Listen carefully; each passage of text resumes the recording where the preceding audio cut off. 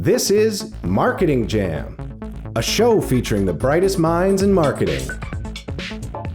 Brought to you by Canada Post. Head to canadapost.ca/insight podcast for ideas to add value to your marketing.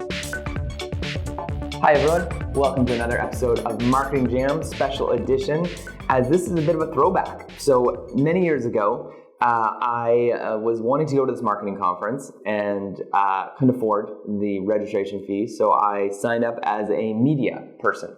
At the time, I was doing some, nominal blogging and thought maybe there's a small chance they'd let me in. And sure enough, I got accepted to go to this conference as a media person. And so I came as prepared as anyone would be. I brought my iPhone. And I thought there would be this great big room of reporters with their pens and pencils and papers and, all there to hear and see the Malcolm Gladwell give his answers to this select group of media and journalists in this very special room. Well, sure enough, the conference happened. I was getting ready and prepped to go to the media time, where it was going to be an hour where we would get to meet and greet with Malcolm Gladwell and ask some questions. So I showed up to this time, at the location, and sure enough, I was the only one there. There wasn't anyone else who showed up. I guess at the time, Malcolm Gladwell's The Tipping Point had come out, How Little Things Can Make a Big Difference.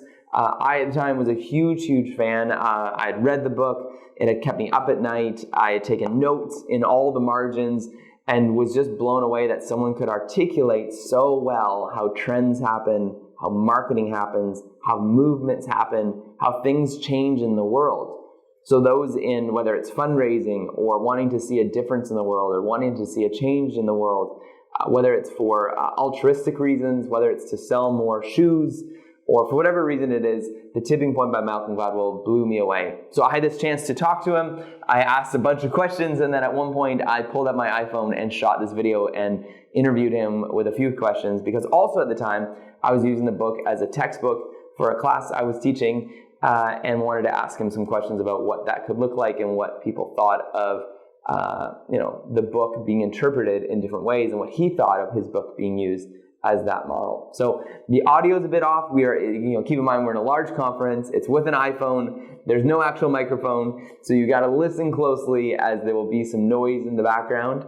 And this is me throwing back to many years ago in probably one of my first interviews with a guest. So we could actually almost call this the original Marketing Jam episode here. So thank you for watching and hope you enjoy. Which makes me very happy. And I had that thing in the book on John Wesley, as a kind of, because I did think it was such a beautiful example of those same principles in operation. And, even going back to the Bible, the notion of, a core of disciples, a tightly knit core of disciples around Jesus, who then fan out into the world, taking their expertise. That's what I'm talking about, right? That's what the book is. The same principle, that you have people who have credibility and knowledge and trust and authority, and then can have a disproportionate impact on the world when they go out and spread their message. Now, do you think that people can take your book and kind of add to it in that way? Or do you think... That's what I want them to do. I think of all books as being invitations for people to kind of elaborate on them, change them,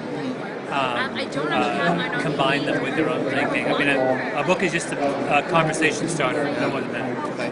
So was the kingdom principles and the life of Jesus part of maybe an inspiration to The Tipping Point? Well, as someone, I grew up in the church, and so those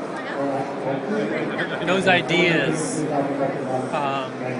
that if you grew up in a church, the principles of evangelism are part of the way you think about the world. And so The Tipping Point is a kind of secular version of a lot of the evangelical ideas that, were with me, from the littlest to the smallest as I remember. That's great. Awesome. Thanks, man. Good. Cool.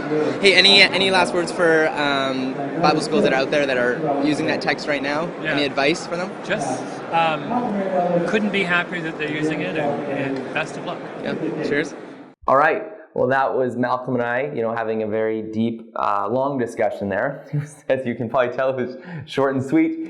But Malcolm, if you're listening, we'd love to have you on the show for a fuller interview, a deeper interview, and thank you for at the time for listening to me, hanging out with me at the press conference. As much as it was just you and me, I really appreciated it. And we'll see you next week on Marketing Jam.